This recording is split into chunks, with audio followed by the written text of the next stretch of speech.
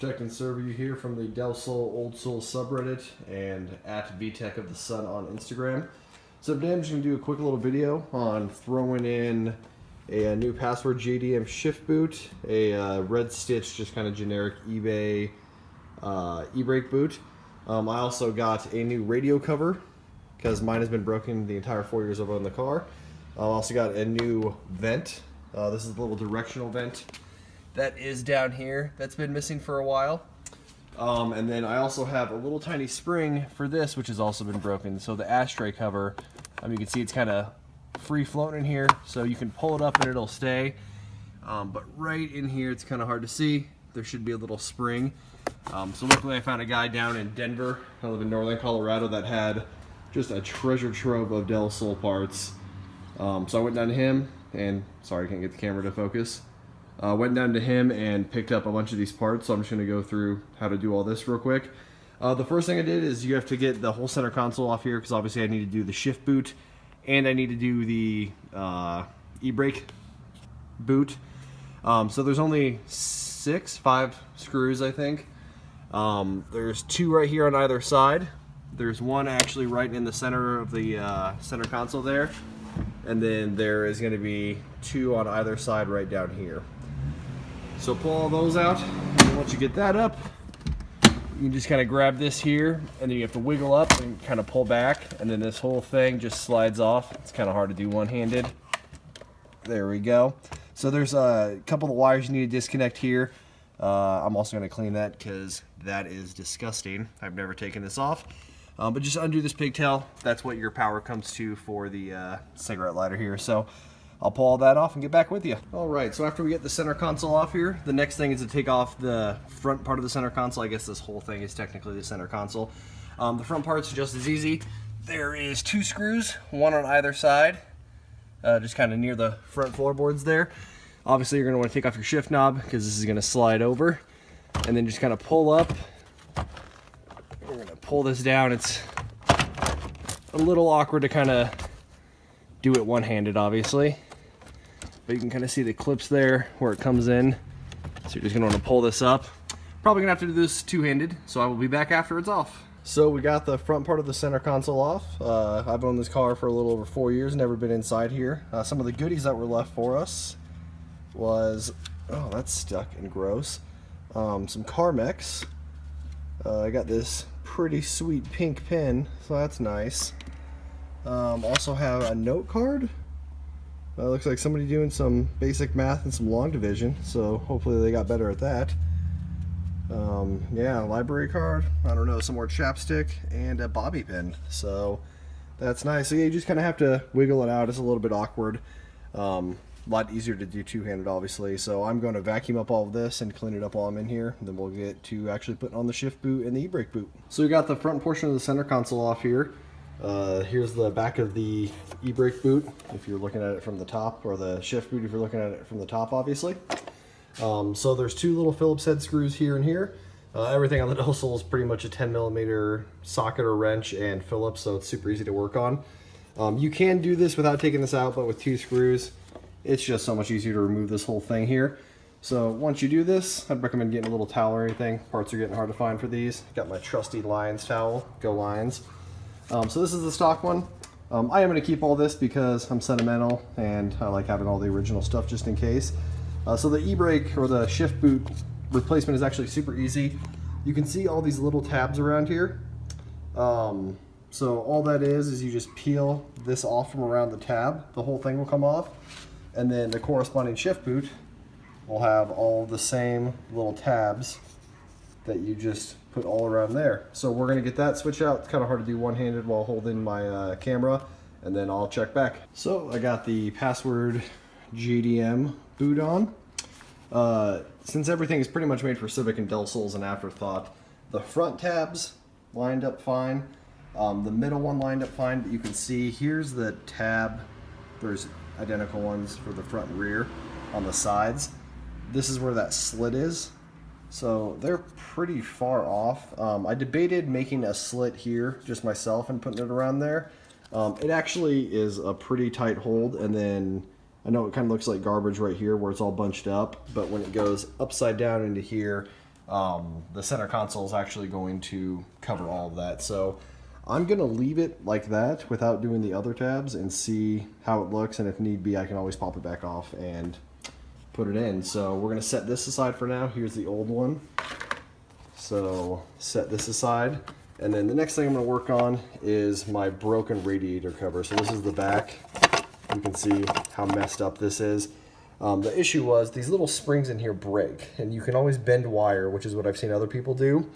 Luckily I just found a whole new radio assembly, so it's just undoing these Phillips head screws here and then pulling it off. I think my stock one, or the one that came with it, is in the face is actually in a little bit better condition than the other one. So what I may end up doing is just pulling all the parts off the broken one and putting them on the new one, but keeping my actual face. So I'm gonna work on all that and I'll be back. All right, so I got the old radio cover off. You can just see how messed up it is. So there's one spring that's attached. This one was not attached. If you look on the outside, there should be a little cap up here where this connects. Here's the good one. Has it on each side. So yeah, this thing is just all wanky. I'll probably save the radio cover and I'll save these just in case. I can always kind of bend some new springs, but you see how trashy this is. After I clean all the dust off this one is actually also in better condition than mine. So I'm just gonna throw this whole thing in, makes it a little bit easier for me. The guy I got all the stuff from also even had the little rubber grommet that I was missing here that catches the radio door. So I'm gonna throw all of this back in, and then after that we will move to the vent. Alrighty, so after 4 years of not having the thing that I arguably like most about the Del Sol, it's back in all its glory. So real quick, super easy. Just popped everything back in, just the 4 screws here to get everything back in. Where the door meets here, you can see it slides up right here. This is a piece of plastic that's just molded into everything. All you gotta do is just kind of bend this back a little bit. Even after 21 years, it's not really brittle, it's still malleable. So just bend it enough to get the top of the door past it. So super easy. Just wanted to touch on that since I didn't actually do that. I need to put a little bit of back to black on there. Yeah, so the next thing we're going to do is, this is the driver's side if we're looking at it. You can see my vent here is just completely broken out somehow. I don't know how. So we're going to replace that. I got the directional vent, which is a pretty rare find for the Del Sol community, which is pretty neat. The passenger side just has the regular one here, but the driver's side had the directional one. Even though my air box is good, the guy just gave me another one because he wasn't sure if the directional one has a different one. It doesn't look like it does, so we're just going to replace that. The vent actually just snaps in once you get it in, and then you just have to pull off the air box here with the one Phillips head screw. So I'll pull all that off and we'll see what it's like on the inside. So I got the old, no longer directional vent after somebody apparently raged and shattered all the little vents inside out. From the back it's really easy. All you do is just kind of pinch it together, and then the pressure of the plastic rebounding is what actually keeps it in here. So we're going to throw this back in. We're going to throw the e-brake back in, and then, or the shift boot, excuse me. And then after we get all of the front center console put back together, I'm going to go to putting in the e-brake new boot. That's really easy. It literally just slides over the top and then it just gets held down from like 2 of these little similar tabs here. So pretty easy. So I'm gonna get this all put back together. I'll show the e-brake before I put the rear center console back on, and then we'll throw it all back together and see how it looks. So we got the side of it in. We just went over that. Got the radio cover door in, and then got the shift boot in. Just like I thought, the little tabs in the back underneath here that pushes in, and then the 2 screws that are right here that pull everything tight, suck it perfectly tight. On the top here all the way around, you can't see that there's like a gap where it should be connected here on the back side. So I am totally okay with that. Just make sure when you're putting it in that you remember which way you're oriented. I wanted the password JDM facing me as I'm shifting, obviously.